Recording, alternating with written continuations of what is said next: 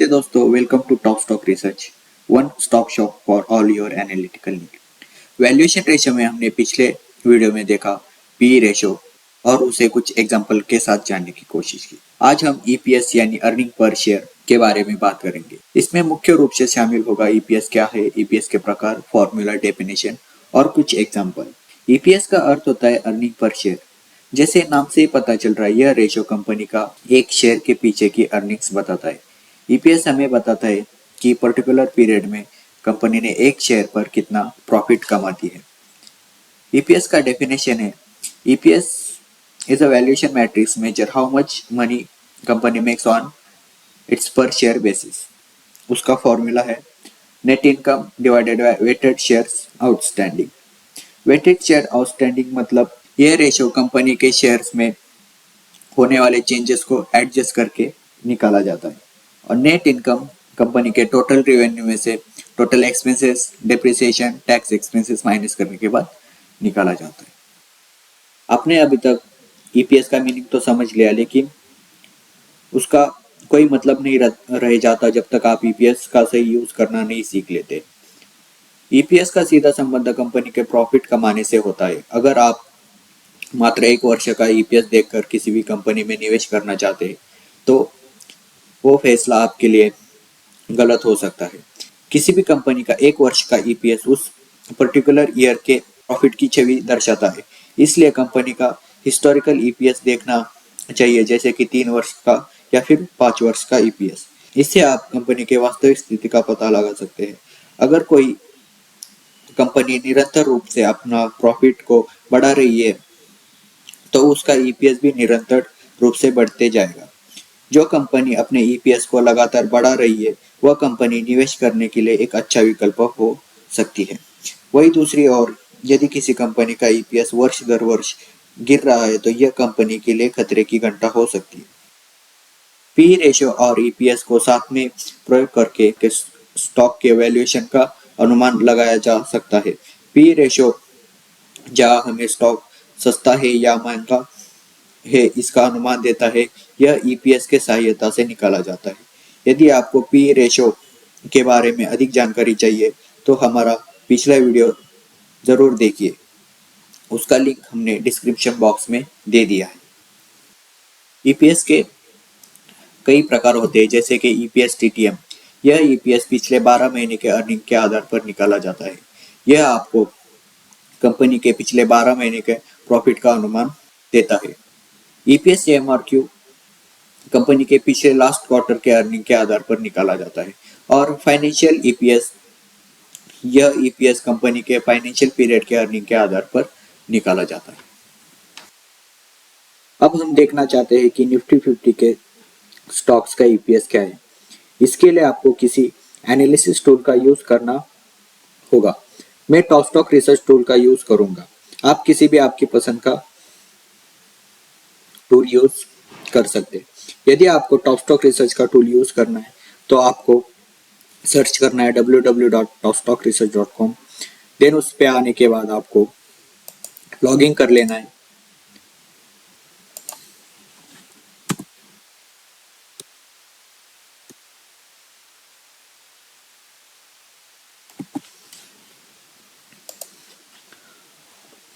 Login करने के बाद आप डायरेक्टली टॉप स्टॉक रिसर्च के प्रीमियम माई टीएसआर पेज पे आ जाओगे। इस पे आने के बाद आपको सिलेक्ट करना है pre screeners and financial highlight ratios. ये करने के बाद आपको कैटेगरी में सिलेक्ट करना है हाईलाइट्स। सब कैटेगरी में आपको यहाँ पे ईपीएस के 3 प्रकार मिल जाएंगे, EPS, EPS TTM, cash EPS. तो हम ईपीएस टीटीएम ले लेते हैं जो लास्ट 12 मंथ का परफॉर्मेंस बताता है। उसके साथ हम ईपीएस टीटीएम को हाई टू लो स्क्रीनर ले लेते हैं। जैसे कि हमने एग्जांपल में देखा कि हम निफ्टी 50 के कंपनीज देखना चाहते थे, इसलिए आपको स्टॉक बास्केट में मोर ऑप्शन पे जाके निफ्टी 50 की कंपनियां सिलेक्ट कर लेनी है। तो यहाँ पे आप देख सकते हो कि निफ्टी 50 के सारे कंपनीज आ चुके हैं उसके ईपीएस के साथ। तो श्री सीमेंट का ईपीएस सबसे ज्यादा है जो कि 549 है। साथ ही में सबसे कम EPS HDFC life insurance company का है जो 6.70 रुपीज है। साथ ही में आपको ईपीएस के रिलेटेड कुछ रेशोज मिल जाते हैं जिसका आप एनालिसिस कर सकते हो। तो ऐसे आप प्री स्क्रीनर का यूज करके ईपीएस निकाल सकते हो। ईपीएस को हम कुछ एग्जांपल के साथ जानते हैं।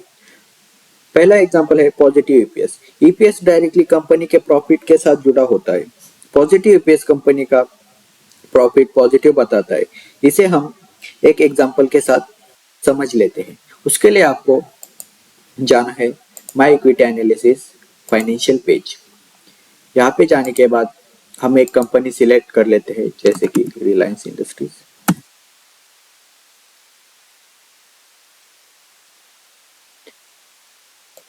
रिलायंस इंडस्ट्रीज में आने के बाद आप नीचे जाते हो, वैल्यूएशन रेशियोज में आप ईपीएस देख सकते हो।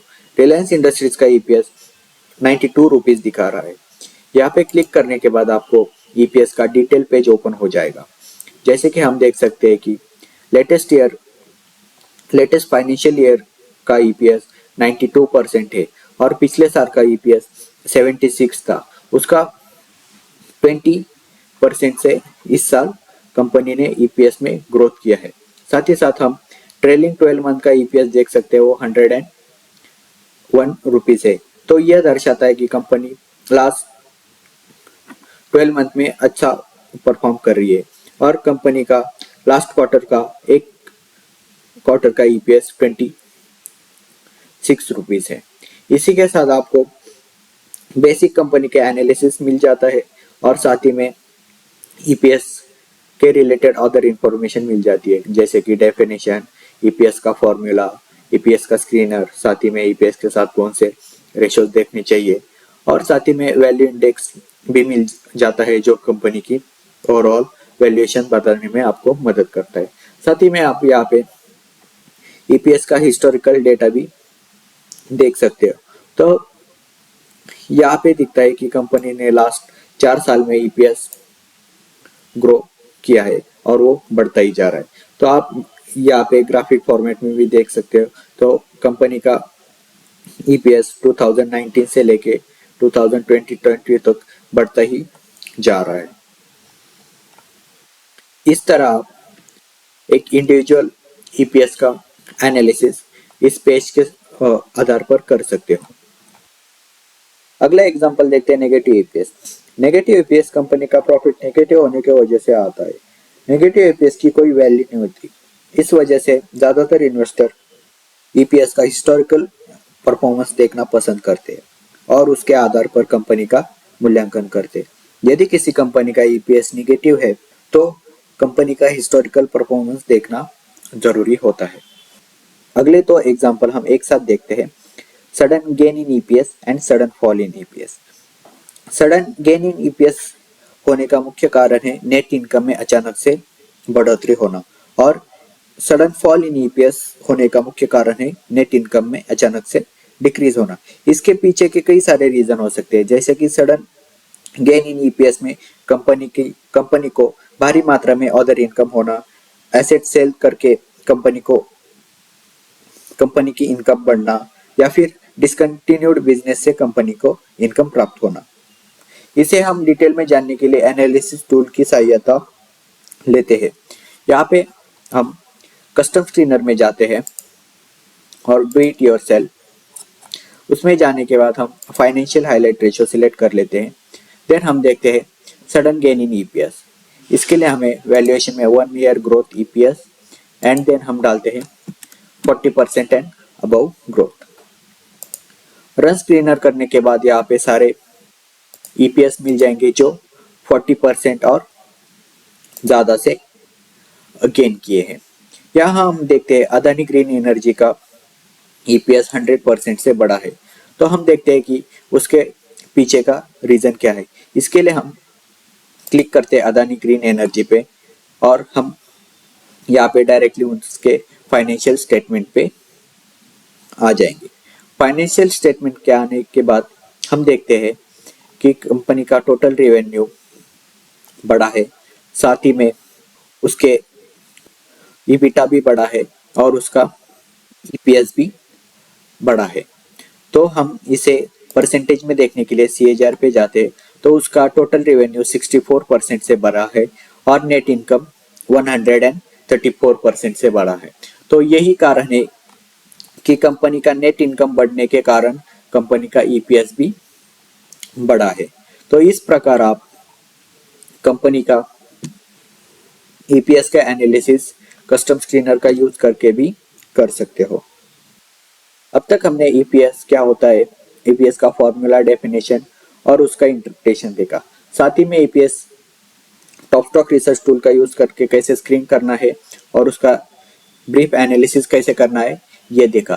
मुझे आशा है कि आपको ये वीडियो समझ में आया होगा। यदि आपको ये वीडियो पसंद आता है तो बेल आइकन पे क्लिक कीजिएगा और लाइक और सब्सक्राइब करना मत भूलिएगा। आपके लिए वैल्यूएशन रेशियोज के कुछ रेशियोज एक्सप्लेन करने की कोशिश करेंगे। धन्यवाद दोस्तों, मिलते हैं नेक्स्ट वीडियो में।